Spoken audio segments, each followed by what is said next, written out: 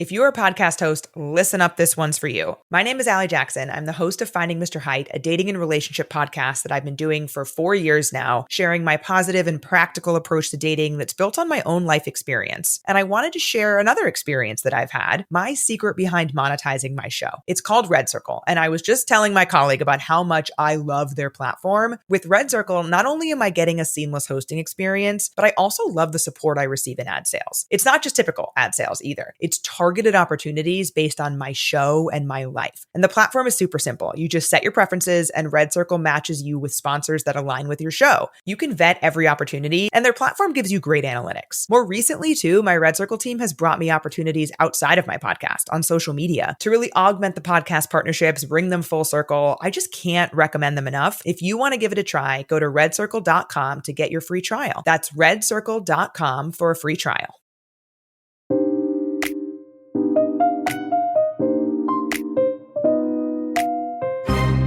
Hello, listeners. Welcome to Stars of the Golden Age, a show that highlights the lives of legends from film, music, and the birth of television during Hollywood's golden age and the few years surrounding it. I am your host, Erin Carlson.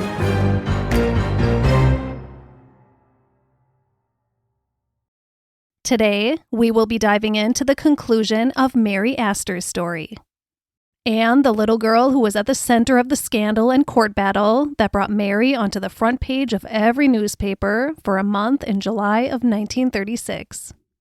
Her little girl, Marilyn. If you haven't listened to part 1 of Mary Astor's story, please go back and listen to that before listening to this episode. Let's dive back in. Little Marilyn Thorpe was suddenly the most famous little girl in the world. She turned 4 years old in June of 1936, and the following month, she was the reason behind the most heated and scandalous court battle LA had seen in years. A court battle that gripped the entire nation. Mary Astor had been awarded temporary custody of Marilyn at the start of the proceedings, and she employed 2 armed guards to protect her daughter. Her home was surrounded by gawkers and press night and day, and she was worried about kidnapping attempts. Marilyn was mostly cared for by her nanny since both of her parents were pretty busy trying to destroy each other in court. Mostly on the side of Mary's ex-husband, Franklin Thorpe. He and his legal team were playing really ugly. He's the one that really started this whole mess with his threats, control, and blackmail over Mary's once private diaries that he stole and held hostage from her. He exercised one of the worst possible invasions of one's privacy. He read his wife's most private thoughts, every single word of her most intimate feelings. And then he used those written words to threaten and extort her. He put her in an impossible position, and he used their own daughter as a tool in his coercive ways. Mary Astor's lawyer was good, really good, carefully curating his questioning to catch Thorpe in proven lies and showcase his hot temper good. He had witnesses such as little Marilyn's nanny testify that Thorpe had more than one other woman spend the night in the same bed on numerous occasions, which was very, very naughty in those days. One woman was a married woman, which made it double bad. He had testimony of one intoxicated girlfriend, actress Norma Taylor, who he got into a physical altercation with in front of little Marilyn, complete with 2 stabs from a turkey fork. When asked about this incident by a reporter, Norma replied, that's a good one. I don't even eat turkey." Well, you don't have to eat turkey to use a turkey fork as a weapon. Marilyn, even at the age of 80 years old, remembered this incident. Mary's attorney did a superb job shining a realistic light on Dr. Franklin Thorpe's character during his time on the stand. Thorpe was trying to prove Mary to be an immoral character by flaunting hints of what her diary held, and her attorney was doing a great job showing that Mary Astor was a pretty good parent and citizen compared to her husband and his fork-yielding girlfriends. Not to mention the testimony from nannies that he was physically abusive to his toddler daughter, like spanking her if she didn't play with toys the way he thought she should be playing with them, shaking her violently if she didn't cooperate with him, or whipping her little body until she got into a cold shower. She was 2 and 3 years old during these incidents. These accounts brought tears into Mary's eyes as she listened. This was her little girl. The moment the whole nation was waiting for arrived when it was Mary Astor's turn to take the stand. People couldn't wait to hear what she had to say, and if she was going to be asked about the details of her diaries. Her lawyer carefully asked her questions that proved to the court that Franklin Thorpe was not a nurturing father. In fact, he was a pretty harsh and abusive father. The press reported Mary's testimony like this, quote, "Her testimony climaxed a day of sensations and filled the room with electric intensity," end quote. She was described as composed, demure, confident, and lovely. One paper wrote, quote, "Her low, deep, strong, vibrant, throaty voice, interrupted at times by gentle sobs, penetrated to every corner of the courtroom with perfect directness," end quote. So while Franklin Thorpe's time on the stand was riddled with angry outbursts and proven lies, Mary's reception was positive and sympathetic. But there was still the issue of the diaries. The diaries weren't admissible as evidence, much to the displeasure of Franklin Thorpe and his attorneys. But Franklin Thorpe still held the power to share those juicy and damaging contents with the world if he chose to do so. And as far as the diaries go, there was a lot of drama about them too. When trying to decide if they should be allowed in as evidence, it came to light that lots of sticky fingers touched those diaries on Thorpe's defense team.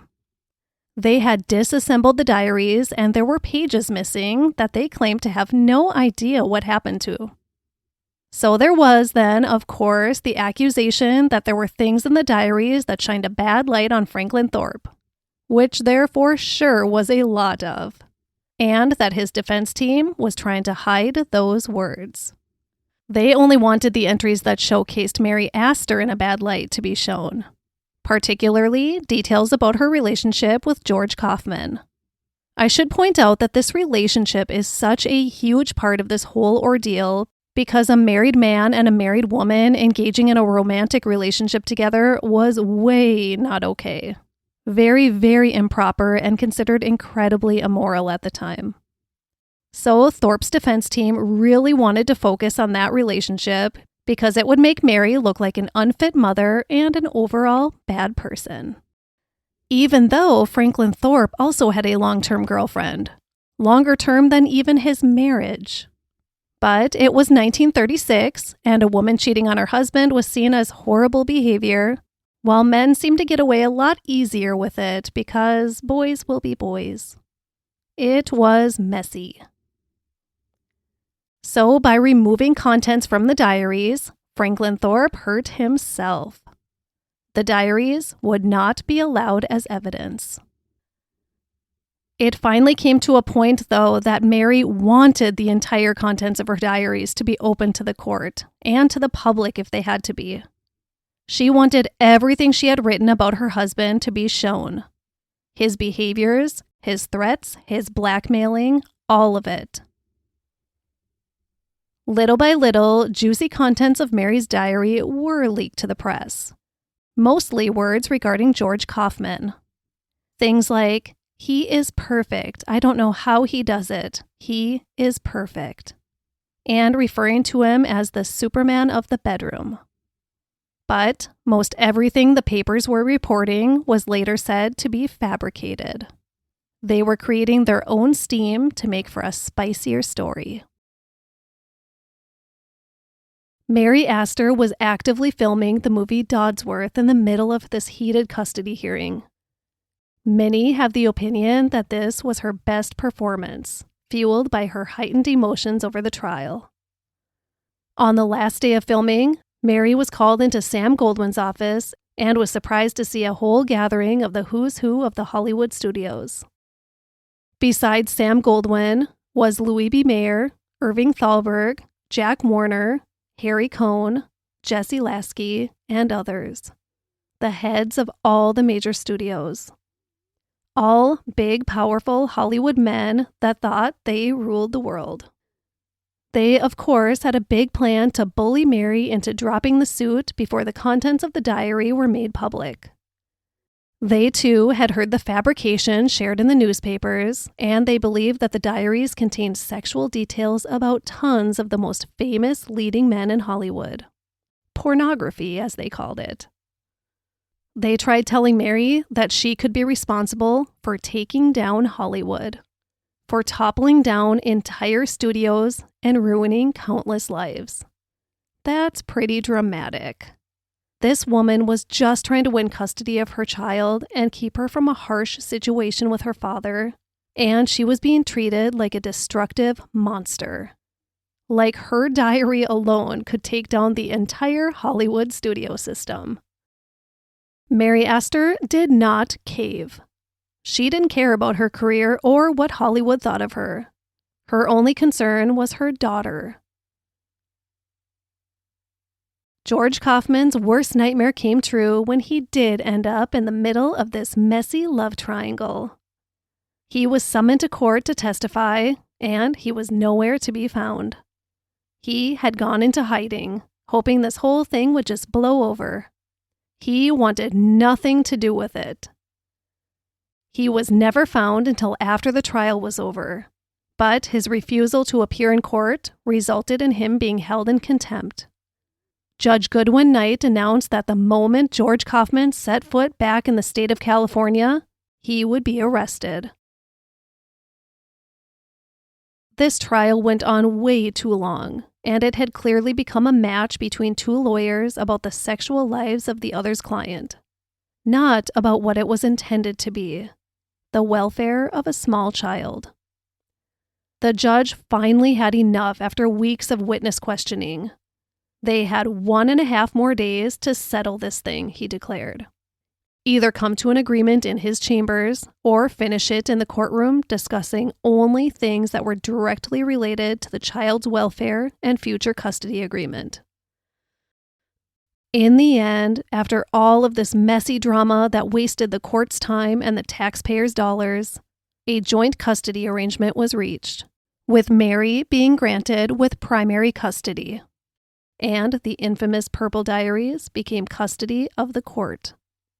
The missing sections were never recovered, and the diaries were sealed in the vaults of the Los Angeles Treasury, where they would remain sealed until little Marilyn Thorpe turned 21 years old. At that point, they were removed and destroyed. Why were they called the Purple Diaries? Well, they weren't bound or covered in purple.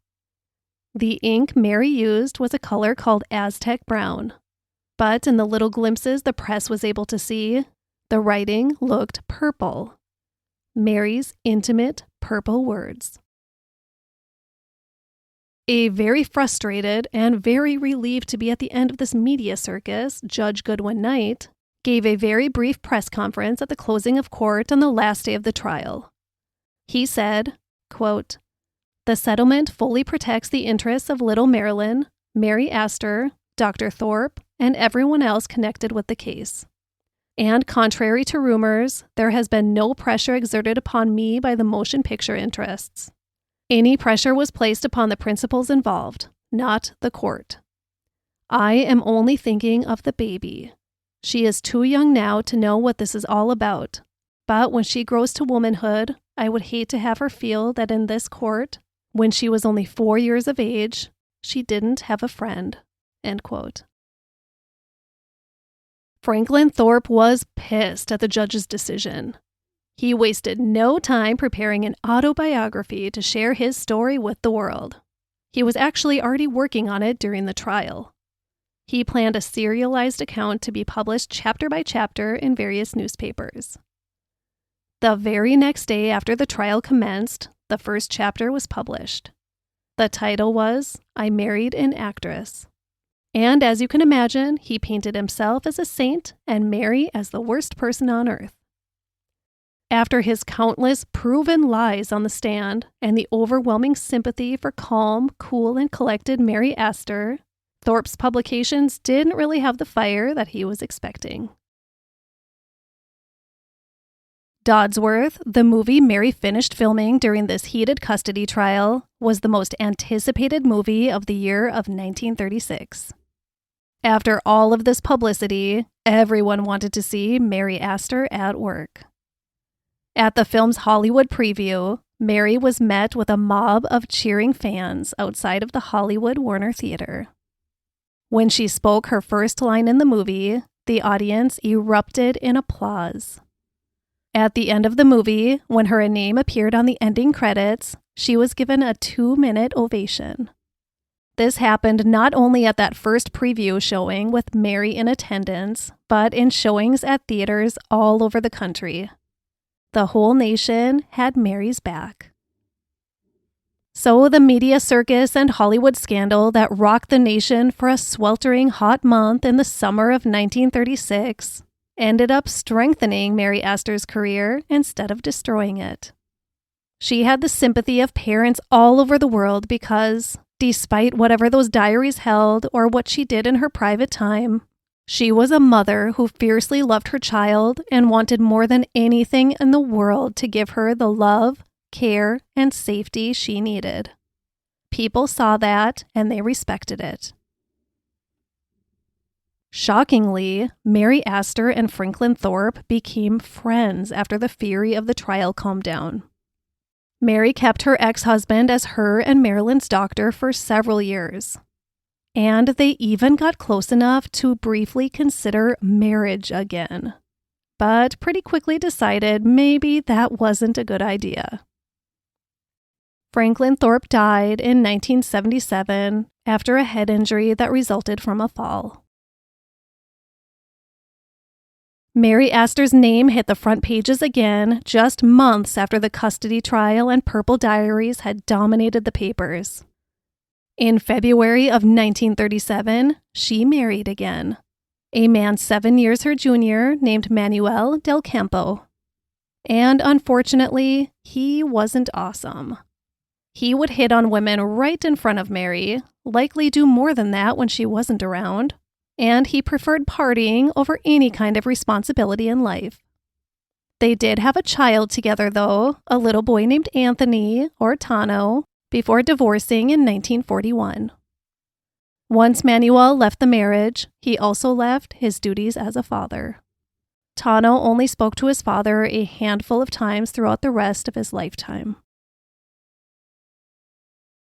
Mary's career continued to fly high for a while after the scandal of 1936.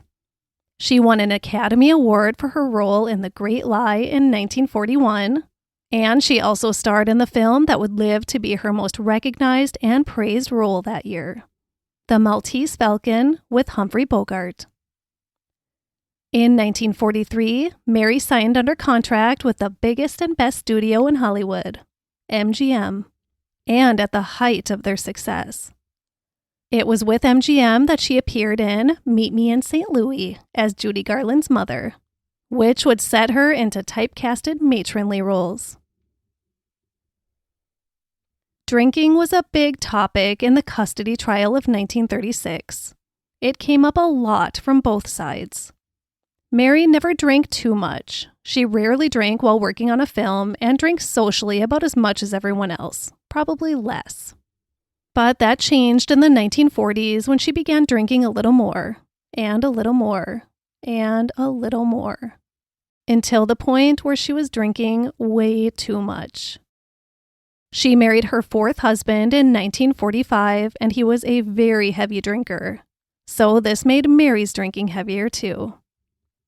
Mary's mental health was suffering, and she used alcohol to self-medicate.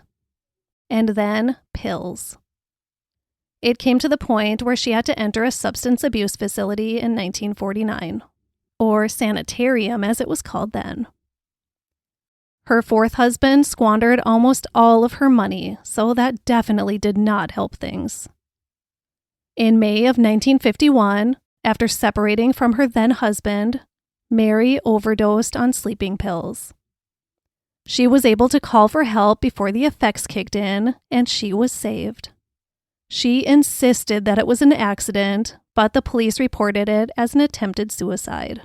So the newspapers took that and ran with it. Mary Astor had once been one of the most successful Hollywood movie actresses. And at the age of 46 in 1952, she was near broke, suffering the horrors of addiction, in a deep depression, and was a Hollywood has-been. And then she woke up one day and decided she was not going to be defeated. She marched into a bank, took out a loan, and she headed east to work in the theater. She started in a traveling troupe, and then summer stock, and then she made her way onto a Broadway stage. And then producers of the new realm of television came knocking. Mary was back. She did stage and television work continuously for the next decade. A new chapter in her life, all thanks to her strength and determination to not give up. That's not all, though. Mary Astor also became a published author. It began with her autobiography in 1959, and it was a hit. Mary found writing thrilling. Remember, writing in these infamous diaries had been a very important outlet for her. I'd seen my name on a hardcover book, Mary said, and I found it a bigger thrill than seeing it in the marquee lights. A few years after the release of her best-selling autobiography, Mary released a novel. Writing was it for her. It brought her so much happiness and peace. Before I tell you about the remainder of Mary Astor's life, I want to tell you about the person who was at the center of the media circus that catapulted Mary Astor to the front pages of every newspaper and made her one of the most sought-after movie stars. Little Marilyn Thorpe. The little girl who was sadly used as a pawn between her parents' fight against each other. Marilyn was lost in the shuffle on this one. Much is said about Mary Astor and Franklin Thorpe, the diaries, what those diaries may hold, and the accusations of adultery that were brought out in the custody trial. But not much is said about Marilyn. She was the reason for all of this drama, her parents fighting, really nasty in Franklin's case, to give her a happy and nurturing life. So, did she end up having a happy and nurturing life? Marilyn was only 4 years old when the custody battle occurred between her mother and father. That is the age of child that I spend my days with as an early childhood educator. My job is to nurture and care for and provide happiness to 4-year-olds. So reading the very detailed accounts of the trial were a little difficult for me. Marilyn later said that once her mother won custody of her, after all that drama, she didn't really spend any quality time with her. Her nanny was her primary caregiver. Marilyn had some wonderful things to say about her mother, but she also said she was often harsh and impossible to please. She was always mad at me for something, she said. I could never really please her. Does that sound familiar? Kind of like Mary with her own dad? Some of the time Marilyn did spend with her mother was on movie sets, and she was not a huge fan of that. Yes, it sounds pretty cool, but she was bored out of her mind. Even though it gave her the opportunity to meet Judy Garland and have lunch with Elizabeth Taylor. She met Humphrey Bogart, Spencer Tracy, Burt Lancaster, Tyrone Power, Shirley Temple, Marlene Dietrich, and, of course, her father's hunting buddy, Clark Gable. Pretty iconic shoulders to be rubbing as a child. Marilyn eventually tried a little acting, but she was never really into it. She gave it a whirl because she felt that it was expected of her, to try it at least. She had a couple small parts in high school and college plays, and she had a bit part in Little Women, the 1949 version in which her mom plays Mother March and also stars Elizabeth Taylor, Janet Leigh, June Allison, and Margaret O'Brien. Marilyn had one line in a schoolroom scene.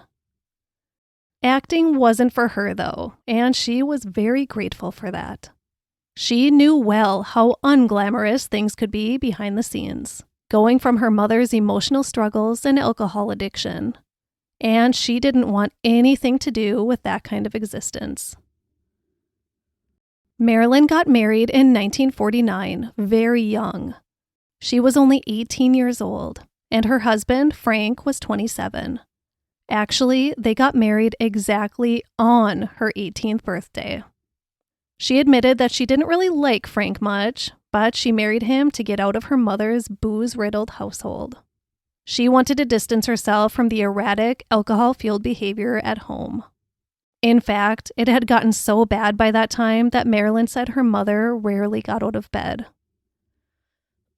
Marilyn and Frank had a baby pretty quickly, and then 3 more. And since Mary was in such a bad place emotionally and in her battle with addiction, Marilyn and Frank took in her little brother Tano too. Although Marilyn didn't feel she had the best upbringing or adequate emotional support, she never blamed her mother for her absences, whether it be physical or emotional. She was the best mother she knew how to be and did the best she could with the mental and emotional tools she had, Marilyn said. In short, Marilyn Thorpe herself was one remarkable woman. I took from her interviews that she was very intuitive, very understanding, and very forgiving. Maybe the circumstances of her child rearing were not perfect, but she turned out to be a pretty great person, very objective in her way of thinking.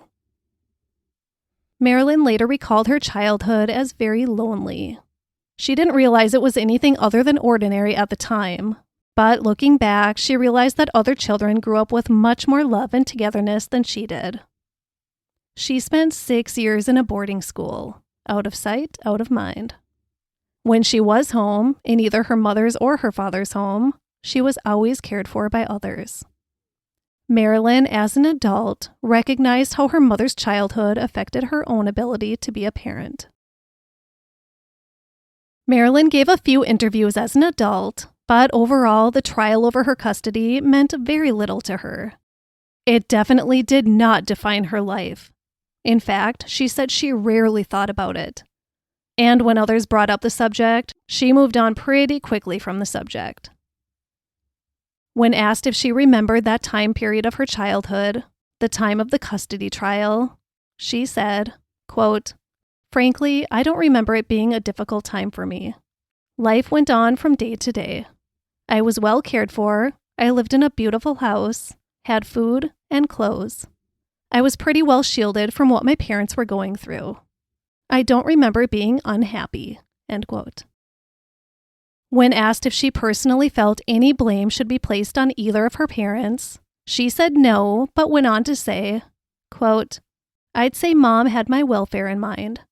She didn't like how my dad treated me, and she was the one with the money to raise me. Dad just wanted to win in court for his own ego, which is still all right. We are all flawed in one way or another." End quote. She continued to say that she believes her mother winning primary custody was the best possible outcome. She said that her father always had at least one girlfriend around, sometimes more, so much that she said he would have made a great polygamist, and that he was addicted to his work as a doctor and really had no time for a child. It was Franklin's girlfriends who would primarily care for Marilyn on his days with her. Marilyn did say that she was very pleased with biographer Joseph Egan's book, the one that I used as my primary source for these episodes. She said, quote, "I think Joe did an exceptional job with the book. He's worked on the subject for years, his goal being to set things straight about the scandal my parents went through for my custody, overriding the lies of Hollywood Babylon." End quote. Let's shift back over to the rest of Mary Astor's life. Once Mary climbed her way out of the debilitating hole of depression and alcohol addiction, she kept really busy with stage and television work. Although out of the worst of it, she would continue to struggle with alcohol for the rest of her days. And then, in 1964, her Hollywood agent called. He told her about a movie with Bette Davis and Olivia de Havilland that there was a small role that she could appear in. Hush, Hush, Sweet Charlotte. She reluctantly agreed to take her fingers off her typewriter, leave the peace and solitude of her quaint Malibu beach house, and return to the chaos of Hollywood filmmaking. And it was enough to make her decide that this would be the very last acting role that she would do. She was ready to completely close this long chapter of her life. She turned in her Screen Actors Guild card and officially retired from making films. With acting officially behind her, Mary Astor now returned all of her focus to her writing. She wrote 2 more novels and a second autobiography. The first autobiography was about her life, and the second was focused on her film career. And this second book was also very successful. It's actually considered one of the best books ever written about the nitty-gritty workings of making films during Hollywood's golden age. By her mid-60s, Mary was experiencing some pretty serious health issues. She had COPD and required the use of oxygen much of the time. And in 1971, she suffered a heart attack. She had been living with her son for a few years during her health decline, but after the heart attack, it was time for more professional care. Mary moved into a small cottage on the grounds of the Motion Picture and Television Country House in Los Angeles. Mary returned to the screen one final time in 1980 when she appeared in the television documentary series titled Hollywood, A Celebration of the American Silent Film. I did find that this program is available on YouTube, so check it out if you're interested. Mary enjoyed a quiet life in her small cottage at the Motion Picture Country House as she continued to suffer from severe respiratory issues. Her health finally declined to the point where she had to move from her private cottage into the Motion Picture Country Home Hospital. It was there that on September 25th, 1987, Mary Astor died. She was 81 years old. Mary's daughter Marilyn lived a fulfilling life, being married for 57 years and raising 4 children. In an interview from when she was 80 years old, she said she had lived a happy life. As far as I was able to find, I believe she is still with us today. She would be 93 years old. And now I would like to share some other interesting things I learned during my research. Bullet point number 1. Mary Astor had a commonly used nickname, Rusty, because of her dark auburn hair. Bullet point number 2. Mary Astor's physician husband, Franklin Thorpe, saved the life of Clark Gable once. Through Mary's connection, Franklin and Clark had become hunting buddies. On one hunting trip, Clark Gable suffered appendicitis. Franklin rushed him to the nearest hospital and removed the appendix himself. Bullet point number 3. Both of Mary Astor's children were born premature. Marilyn was born 4 weeks early while Mary and Franklin were on a yachting trip in Hawaii, which ended up being a very dangerous situation for both Mary and newborn Marilyn. Mary's son Anthony was born 5 weeks early. Bullet point number 4. Mary Astor sold the Toluca Lake house that she, Franklin, and Marilyn had lived in to Frank Sinatra when he first went out to Hollywood. Marilyn said in an interview that Frank's wife Nancy had the house painted pink. Bullet point number 5. Mary's daughter Marilyn said that her mother was not fond of Charlie Chaplin or Loretta Young. She said Charlie Chaplin was a bore, and Loretta Young looked like, quote, some underwater creature.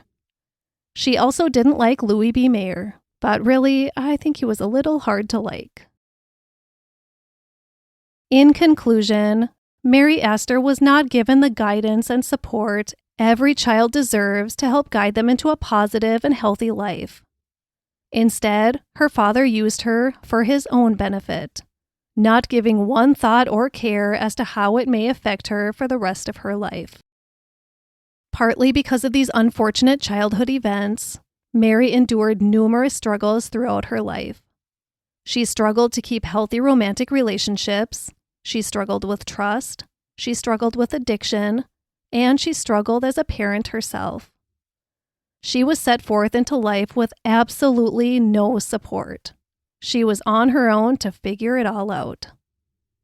And then the scandalous custody trial.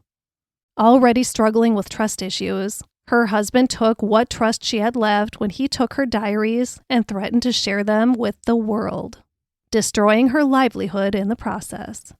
He committed the ultimate betrayal. If there was one place Mary felt safe and protected, it was within the covers of her private diaries.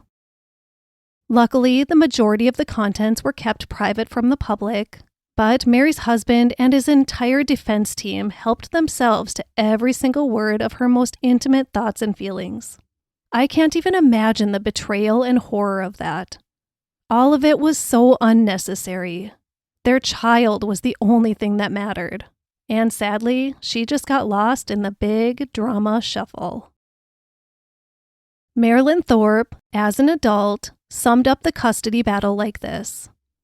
The case was a battle of egos, and not for little Marilyn, because after I was one, I was cared for by others. Ironic, isn't it? Marilyn loved her mother, though. Looking back as an adult herself, she saw the difficulties that her mother was faced with. A controlling and abusive father, and a controlling and manipulative husband. Marilyn said her mother was a very unique woman. She had a wicked sense of humor, spicy is how she put it. She spoke her mind. She was well-read and well-informed, a good listener, very creative, and she had quite a mouth on her. Mary Astor sounds like a really incredible woman, someone who would have been really great to be around. She was dealt a bad hand in life, and she did pretty well with that, all things considered. Thank you, Mary Astor, for showing us how important it is to stand up for ourselves. As difficult as it may be, we all deserve the opportunity to fight for what is right. And thank you all for listening. Don't forget to rate the show and give a review if possible where you listen to your podcasts. And please visit patreon.com/Stars of the Golden Age podcast if you want to gain access to a ton of great bonus content. Each month, I release a full-length bonus episode, a Movie of the Month recap episode, and our newest feature, Cocktail Party. With that, I share a vintage cocktail recipe, give you my review of it, and then I read you some juicy content from old newspapers and magazines featuring some of our favorite Golden Age stars. Lots of great stuff. So as a thank you for supporting the production of this show, I'll give you all kinds of great bonus content. Patreon.com/Stars of the Golden Age podcast. For this episode, I used the book The Purple Diaries, Mary Astor and the Most Sensational Hollywood Scandal of the 1930s by Joseph Egan. I also used the Mary Astor collection at themaryastorcollection.com. And, of course, IMDB.